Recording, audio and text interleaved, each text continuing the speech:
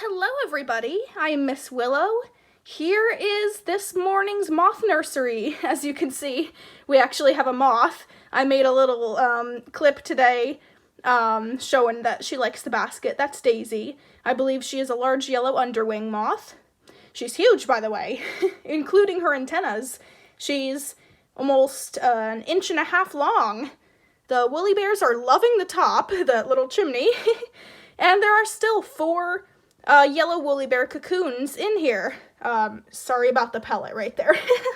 I had just cleaned them, given them new food, and changed everything out. 2 new baskets, and we had a little bit of an issue this morning. So, there is some trial and error with anything like this, and I might have made a very unintentional mistake that could have been very bad. So, I had these new little square dishes that were like vintage paint dishes, and I had to wash out the color in them. And I thought that I scrubbed them very well, and scrubbing them still kind of left a stain here and there in them, and they kind of had little, like, you know how, like, certain types of dish material forms these little crack shapes? That was, be polite. I'm making a video. Hopefully nobody saw that. It's okay, buddy. It's okay. It's okay. It's okay. It happens. It happens. Okay. But, that was funny. But basically, that paint, I don't know what that paint is, but I thought that I had just cleaning it out and scrubbing it and washing it would be enough. But I put the food in there, specifically the wet food. So, I'm figuring this morning I came and I looked, and a lot of my caterpillars of multiple species, the cabbage worms and hornworms, were very, very sickly, and many of them were kind of dying. So I was like, what is happening? Could it be the mats? Could it be this and that? I gave them new mats, by the way, and scrub cleaned the whole glass on the bottom and sides. So there's a new nursery today, but I learned perhaps those dishes, those square dishes, I took them out. Maybe that paint residue or whatever that could have been lingering there was toxifying the food, and perhaps that had to been changed immediately. ASAP, I took those containers out, I changed out everything, washed the sides, give them new food, everything I can think of, and gave them a new mat. You usually see that big round yellow one that looks like a honeycomb.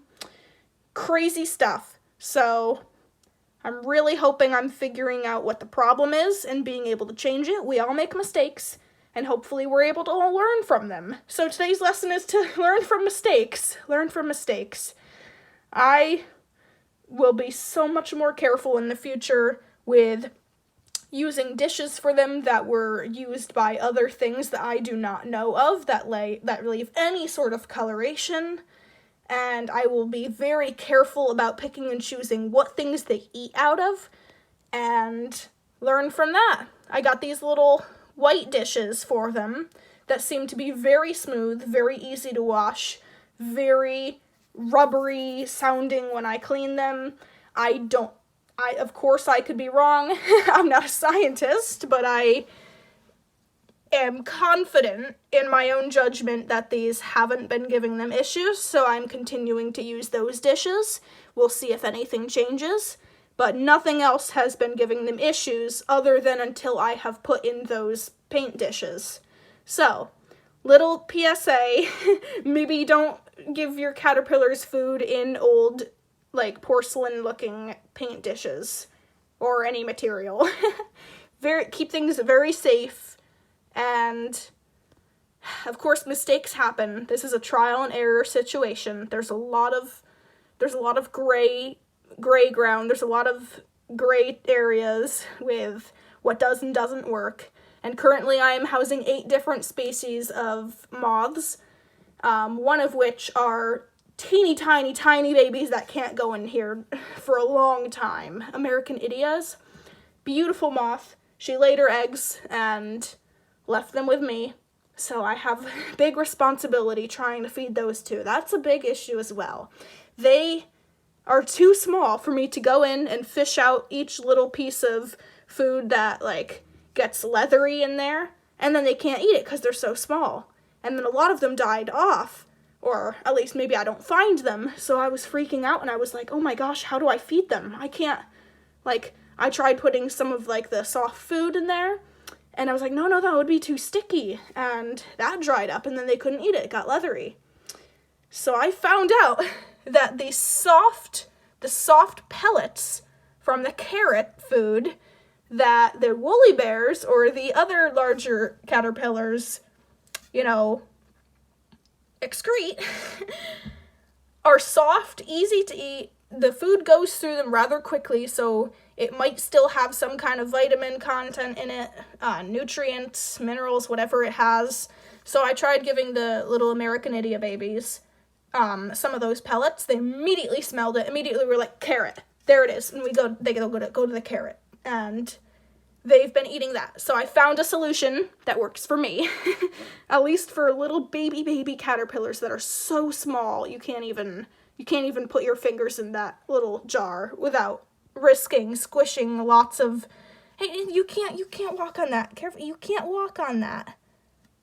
I have new army worms. I'm pretty sure this is a fall army worm. They're very fast. Okay. I can hardly get him off my finger right now with one hand. So I'm gonna have to, boop, there you go. He went somewhere in there. Yeah, there he is. Yeah, so I need to be very careful about this. Yep, Daisy over there is being very nice. She almost never tries to escape.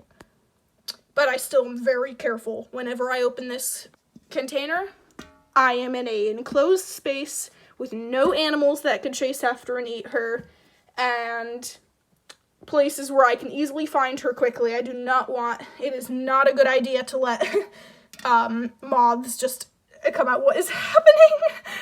Oh my gosh, the woolly bear's just like squeezed through the little hole. Baby, that's not good for you. That's not good. He's gonna get his little hairs all in a... Guys. Okay, well, see, it's hard work. If I show you guys the very clean product, I just want to say one more thing. I show you guys videos of a very clean product. Very clean considered as...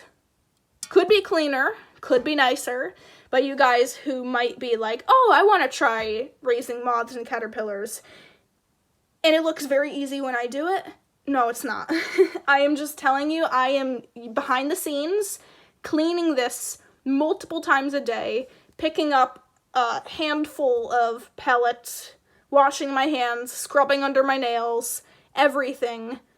Cleaning, trial and error, figuring out why there's diseases, if any diseases ever come in, being sure to remove ones with said diseases.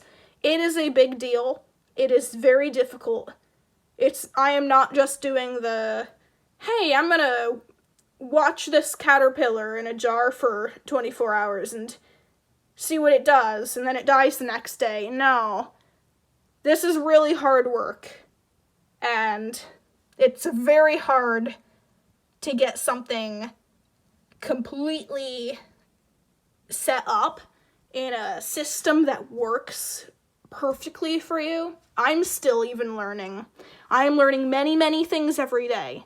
And that learning is very difficult at times. I'm not saying that nobody can do this easily. I'm saying that what the videos I show you guys seem fun, happy. Oh wow, I just have caterpillars and moths and it's great.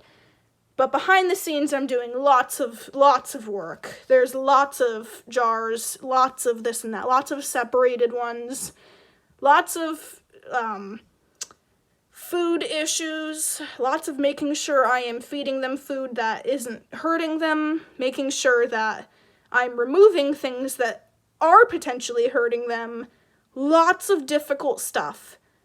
And there comes the times where a very important caterpillar gets sick, gets an abnormality, and you see them suffering and you can't help them. Like, the feeling of seeing something suffering that you can't figure out a way to help them is very difficult, and I experienced that last night with one of my hornworms. They had it could be caused by a faulty gene. They had a kind of internal prolapse, and they were just struggling for hours, and it was so hard to watch, and you just want to make something comfortable, and it's hard when you can't. So, things happen. This isn't an easy task. It's not an easy task at all, what I'm doing. And I make it look very easy, of course, with the camera. You pull the camera out. You don't want to show the nasty stuff. You don't want to show the hard work. You don't want to show everything that's bad about a practice or uncomfortable. But there are uncomfortable, bad, nasty, smelly, hard work. There's a lot of things that aren't really pleasant, but there are a lot of things that are pleasant with this. It's a hobby. These are my pets. I love them. And of course, there's heartbreak, there's sadness, there's frustration, lots of frustration, I could say, but I love it. My whole point isn't saying that this is a terrible thing, that it's hard to do, and it's all gonna be awful. I'm just saying that it's not all rainbows and butterflies and bunnies hopping in a field of flowers, kind of what it makes it look. Because I see lots of people over the time where I've showed my insect caring. I've done it for many years. Maybe not with these guys, but different insects at different times. People have gotten interested in it after seeing me make videos from it. And say, oh wow, I'm gonna do this now. And then I think, okay, well, it's not all what I record. I record the best moments, usually. And there's a lot of moments that some people might not be able to really enjoy. It looks clean enough right now, but I can assure you I am with all these creatures, I am constantly cleaning, constantly troubleshooting, constantly finding new things, lots of things. And it's a little pricey. It's a little pricey too.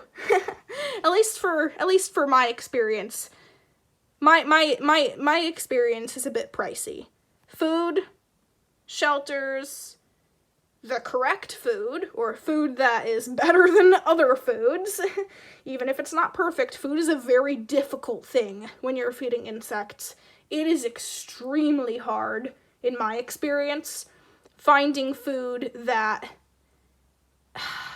especially over winter when you can't be like growing things that are organic and you can monitor that you aren't spraying anything that's gonna kill the insects on it. You can't really find that easily, like anywhere at the stores, so it's kind of, hey, I can get the best thing I can find and hope for the best. And if it doesn't work, I find something completely different that maybe does. So it's difficult. It can be difficult. That's what I'm saying. It's not as easy as, hey, look, they're in the jar, now they live, and they're that's difficult, especially with moths. Especially with moths, not caterpillars. I know I call them all moths because they're just baby moths practically. But it's hard when you don't have a moth as tame as Daisy. I've had moths where they're just constantly trying to wait for you to open it so that they can fly out, and then you lose a moth and you can't find the moth for God knows how long. And the cat eats the moth, or this or that, or everything, and it's I'm even a little bit sus about Daisy, because, you know, she's great. She hasn't tried to fly off, but I am taking great precautions to make sure that she doesn't escape, and if she ever does, she doesn't go far. So, especially when there might be other animals that could chase, catch, and eat her under your nose, or they could get caught somewhere where they shouldn't go.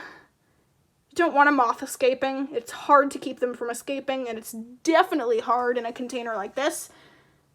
So, I'm doing my best, okay?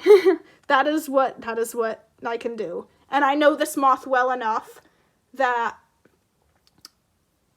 I understand what she does and doesn't really go for.